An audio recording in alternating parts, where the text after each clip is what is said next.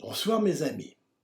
Il faut que je vous raconte comment j'en suis arrivé à créer ces enceintes que j'ai appelées Mr. E et Lady O, avec leur son qui provoque les effets stupéfiants en conjugaison avec la contemplation du tableau La Porte de l'Extase, que j'expérimente tous les soirs dans l'Extasium.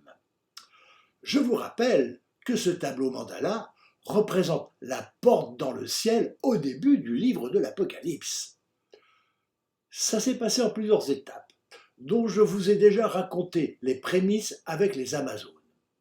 Il y eut de nombreux essais et beaucoup de difficultés que j'ai dû résoudre tout seul.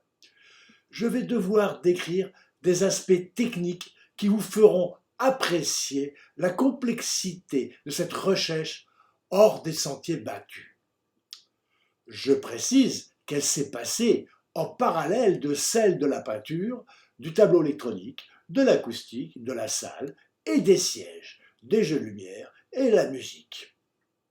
C'est pourquoi je me sentais fatigué par moments, non seulement physiquement, mais aussi moralement, sans soutien autre que la force qui me poussait. Et aussi parce que je m'étais rendu compte que je ne pouvais plus faire marche arrière dans cette quête et qu'il fallait que je continue d'avancer malgré toutes les difficultés, les déboires, les nombreux échecs. J'avais l'impression de devoir recommencer sans cesse à la poursuite d'un rêve insaisissable. Mais quelle aventure fabuleuse dans une petite pièce, et que de bonheur! 1er novembre 1990. J'arrive essoufflé chez Yves Cochet, un acousticien très réputé. Il habite au 5e étage sans ascenseur. Depuis longtemps, je connaissais ces amplificateurs à tubes vendus en kit. Un jour, dans le magasin où je me fournissais en haut-parleurs, je l'entends parler avec le propriétaire. L'ayant identifié, je m'arrange pour sortir à peu près en même temps. J'engage la conversation, lui parle de mes recherches sur le son, la visualisation de la musique. Il m'invite à venir chez lui. Quand j'entre, je suis surpris par le fouillis général. Partout, sur tous les meubles, par terre, des composants électroniques, des amplis, des enceintes. La petite pièce où il fait les démonstrations de son matériel est aussi surchargée que les autres, ce qui prouve qu'il n'a pas réalisé l'importance de l'acoustique. Il ne fait pas que des amplis à lampe.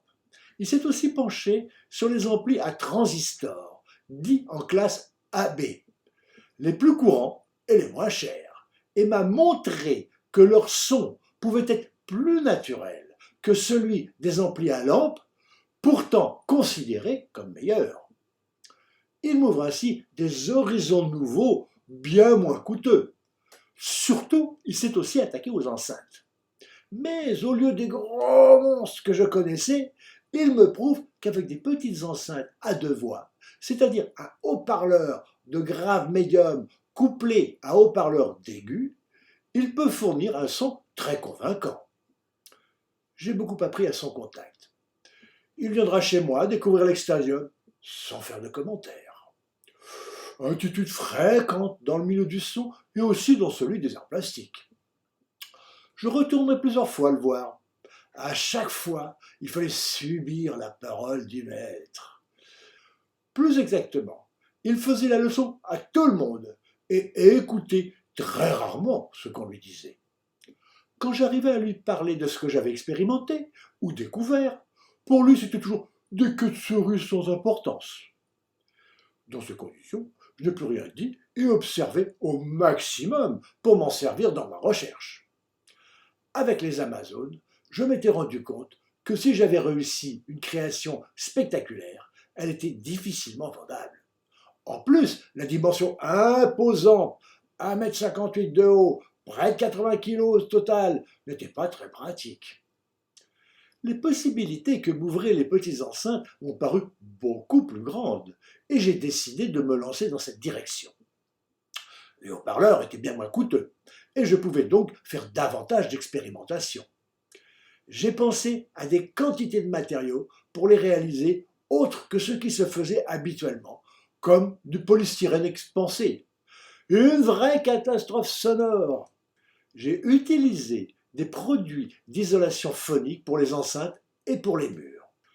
Je suis devenu assidu pour de longues années au marché Saint-Pierre, le marché aux tissus situé au pied du Sacré-Cœur. J'aime beaucoup tous les tissus. J'en ai utilisé pour des expériences dans les enceintes, autour des enceintes, sur les murs. Ces petites enceintes devant être posées sur un socle, j'ai expérimenté toutes sortes de formes que je concevais et réalisais en bois. J'avais la chance d'avoir un marchand de bois professionnel au coin de ma rue. Les vendeurs m'y ont vu si souvent qu'on se tutoyait. J'ai aussi essayé des colonnes en poterie que j'ai dû transporter une par une sur un caddie à pied des quais de la Seine à mon domicile. C'était loin et lourd.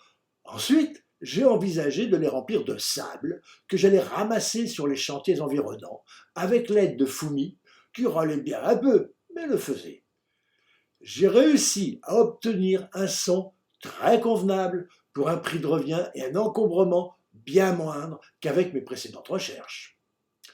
Conseillé et modifié par Cochet, l'amplificateur Sansuit était très bon marché, surtout par rapport à ce que j'utilisais auparavant. Parallèlement, on m'a fait découvrir les câbles blindés rigides, très économiques, utilisés pour les liaisons téléphoniques. J'en ai monté en câble pour micro et avec Karl, ce musicien de jazz avec qui j'étais devenu ami, on a fait des comparaisons avec des câbles réputés multibrins. À l'enregistrement, la différence était flagrante. Avec du câble multibrin souple, tel qu'on le trouve partout, le son était beau, flatteur, comme disait Karl. Mais avec le câble rigide, son saxophone ténor paraissait beaucoup plus vrai. Bien sûr, il avait quelques duretés, mais j'ai su avec force que c'était la direction à prendre. Au bout de plusieurs années d'essais, j'ai réussi à mettre au point un câble introuvable dans le commerce, sur le principe du câble téléphonique. Mais le cuivre des brins est désoxygéné, argenté et l'isolation de bien meilleure efficacité. En plus, j'ai acheté des feuilles de cuivre très fines que je recuisais dans mon four ménager, lequel a vu défiler tellement de produits divers, plâtre, plomb, qu'il n'est plus question d'y faire cuire des aliments. Une fois recuite et devenue molle, je découpais ces fins rubans enroulés à la main autour du câble, puis de l'aluminium, adhésif et à la fin du tissu noir collant. J'apprendrai plus tard que le blindage en feuilles et non en tresse, moins efficace, alliant le cuivre et l'aluminium que j'avais trouvé par tâtonnement et expérimentation, est ce qu'on appelle la qualité militaire, c'est-à-dire la plus efficace. J'étais content de moi. Je menais aussi mes expériences acoustiques sur les murs. Faire, défaire, refaire, tel était mon rythme de vie. Avec ces petites enceintes, le son n'était pas aussi spectaculaire qu'avec les Amazones, mais nettement plus cohérent et réaliste. Les perspectives étaient meilleures.